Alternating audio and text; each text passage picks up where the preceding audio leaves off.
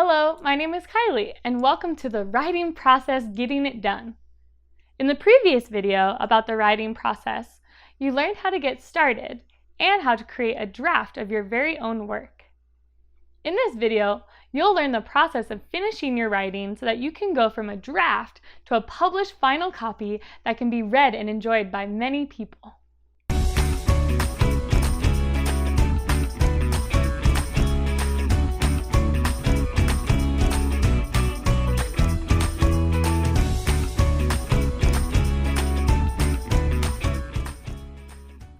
Let's look at 5 main steps in the writing process again. In the previous video, we talked about pre-writing, brainstorming, and drafting. Now, we will continue with revising, editing, and publishing. Let's look at these final steps. After you've written a draft, you can look at your writing more closely. In the revision stage, you are making decisions about your work and making general changes, but you are still not looking at spelling, grammar, or punctuation. It is a good idea to take some time away from your draft before you begin revising. Go for a walk, or eat a snack, or maybe even come back to it in a day or two. Taking a break from your writing lets you really return with a clear mind so that you can really improve it. When you are ready to revise, read your work aloud, then ask yourself some questions. First of all, ask yourself if you are tackling the reason for writing. Remember your purpose? Does this piece of writing address your purpose? Does it do what you meant for it to do?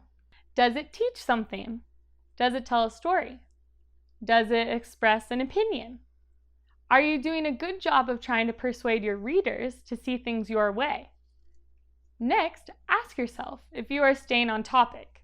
Does your writing focus on one main idea, or did you go off in a few different directions with different topics? Then, ask yourself if you would like the order of your writing the way it is, or if you want to change it. Does anything need to be moved to a different part? Does anything need to be added? Do you need to delete anything? Can any part be written better? Make these fixes at this stage. If you are doing it with technology, it is rather easy to make changes. If doing it with pen and paper, you do not need to rewrite everything. Simply draw arrows or use proofreading marks directly on your work. You'll learn more about proofreading marks in the next stage. Once you've gotten your writing to a point where it is in the correct order and on topic, now it is time to edit your work. This is my favorite part. Editing your work is where you start to look at spelling, punctuation, and grammar. To help with editing, you can also check out other language arts videos. If you are editing on a computer or using other technology, you can make the changes directly on your piece of writing. Once again, if you are using pen and paper, you can use a ton of different proofreading marks like these.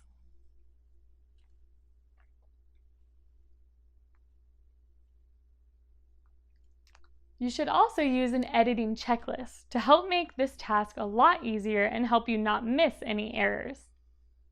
Here is a basic editing checklist to get you started. Ask yourself, did I write incomplete sentences? Did I use capital letters correctly? Did I correct punctuation? Could I change any words? Is my spelling correct? Did I use the proper form for the type of writing I chose? Is my work neat and easy to read? After editing your work, you can still check it by letting your peers or an adult read over your work. Read it aloud with you, or read it aloud with yourself. When listening to it being read, you can again ask yourself if you could use more interesting or descriptive words. You can use a thesaurus to help find synonyms. Also, listen to make sure your sentence length and structure is not the same for every sentence. To make your writing better, you can have some sentences longer than others, and you don't always need to start them the same way every time. The more you vary your sentences, the more interesting your writing will be to read. You can check out our synonyms, antonyms, and vocabulary games to help you improve your vocabulary skills and use bigger and more fun words in your writing. Once you've gone over your work very carefully, edited it using our checklist, and had others read it, you are ready to publish. Choosing how to publish your work can be very fun and gives you a chance to show your creative side.